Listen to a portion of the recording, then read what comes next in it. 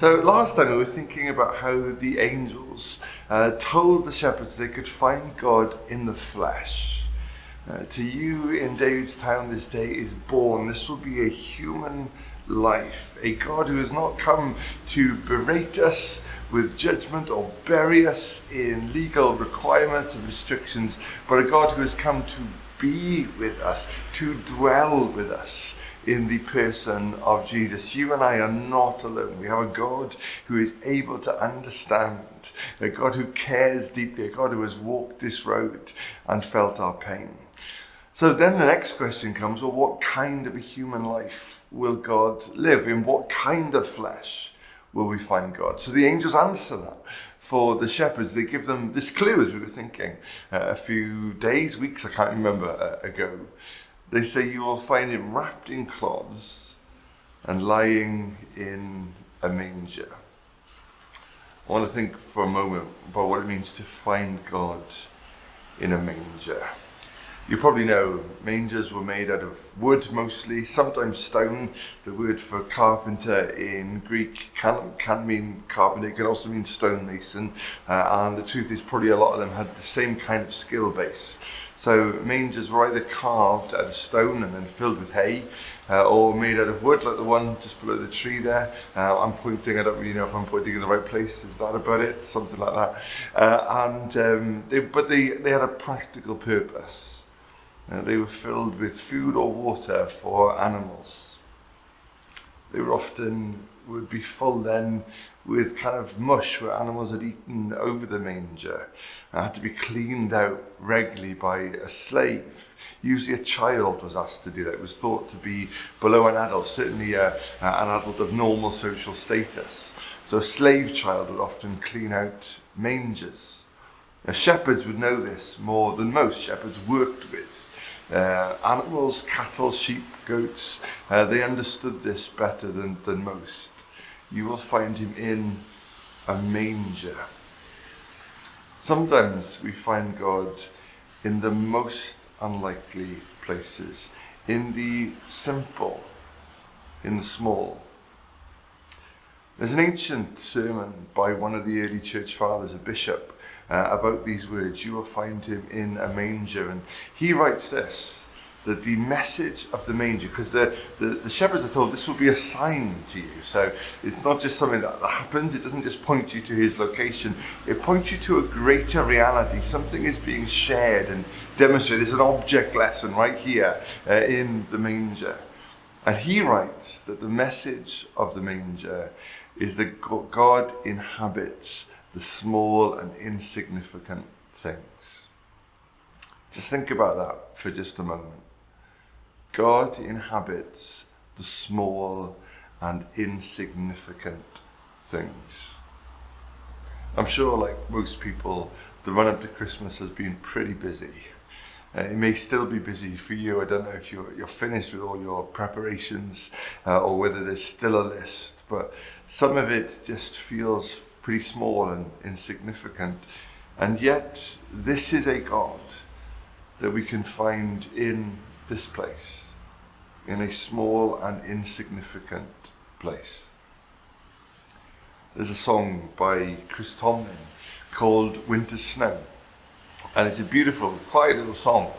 Not many people know it. It's not one of those big anthems that we sing at Christmas time. But he talks about, you could have come like a raging storm with all the power of a hurricane. You could have come like a forest fire and engulfed us in the fire of your holiness and your purity and your passion.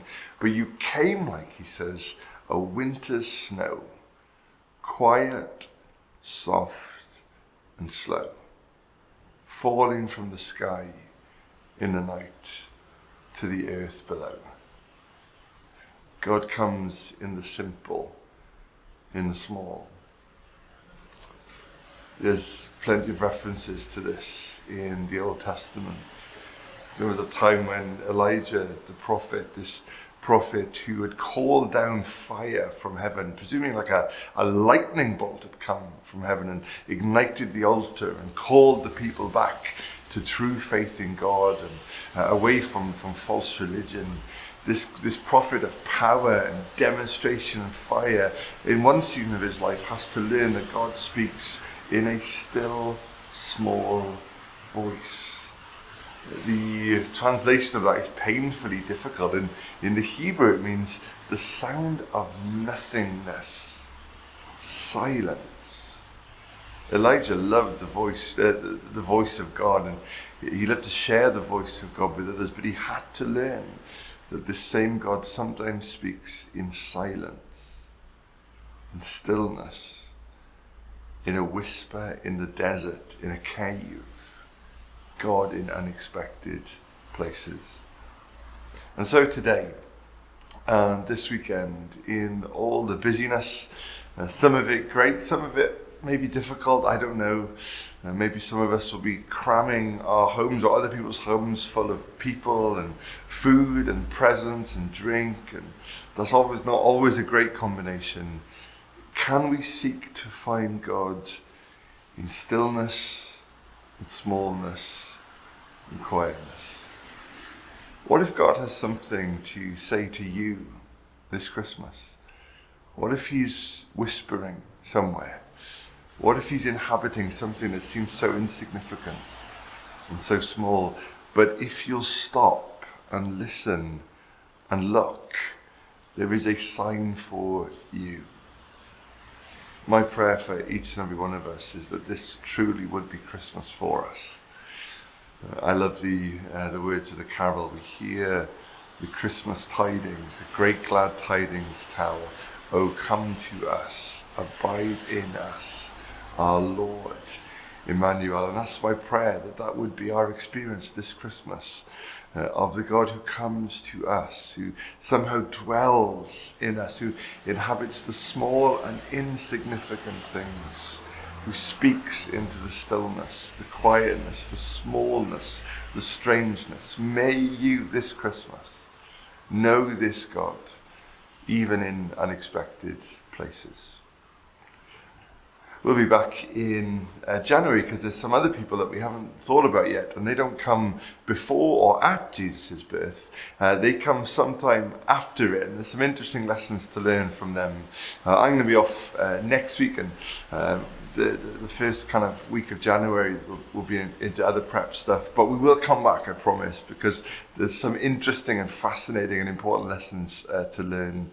So thank you again for being part of this, whether you join us on YouTube or on the podcast, or whether you're one of those people that Lorraine translates this into a CD for and posts it out. And if you're not and you'd like to be, or you can think of somebody who would like to be, let us know. We can see if they want to be part of that mailing list. But however you're connected to us, thank you, thank you, thank you. It means the world to me. It would not be church without us. We are church together, and you make this a special and a precious place to be. So thank you for being you. Have a great Christmas, and we'll get together in the new year. God bless you.